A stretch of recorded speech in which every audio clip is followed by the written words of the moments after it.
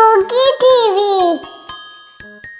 प्यारे दोस्तों, आज की कहानी का नाम है बब्बू खरगोश की कोसों कज़ा की तलाश। बब्बू एक छोटा सा सफेद खरगोश था जो जंगल के किनारे खूबसूरत मैदान में अपने खानदान के साथ रहता था। एक दिन बारिश के बाद बब्बू ने आसमान पर एक शानदार कोसों कज़ा देखी। वो कोसों कज़ा के जादुई रंगों से बहुत मुतासिर हुआ और सोचने लगा कि काश वो इन रंगों को करीब से देख सकता। मैं कोसों कज़ा को ढूंढने जा रहा हूँ, बब्बू ने ऐलान किया और जंगल की तरफ रवाना हो गया। रास्ते में उसने मुख्तलिफ जानवरों से मुलाकात की और हर कोई इसे कोसों कज़ा के बारे में कुछ नया सिखाता रहा।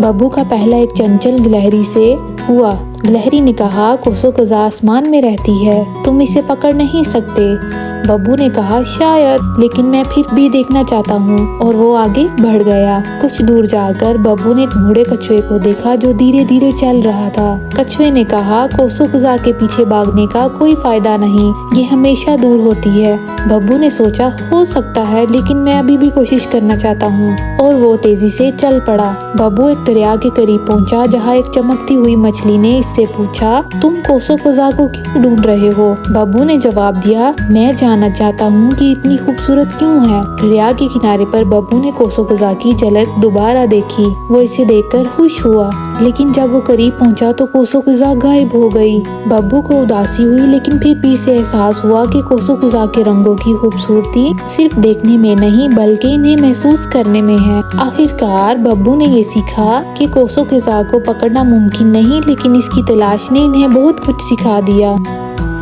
प्यारे दोस्तों, वीडियो को लाइक और चैनल को सब्सक्राइब करना मत भूलिएगा। Bye bye.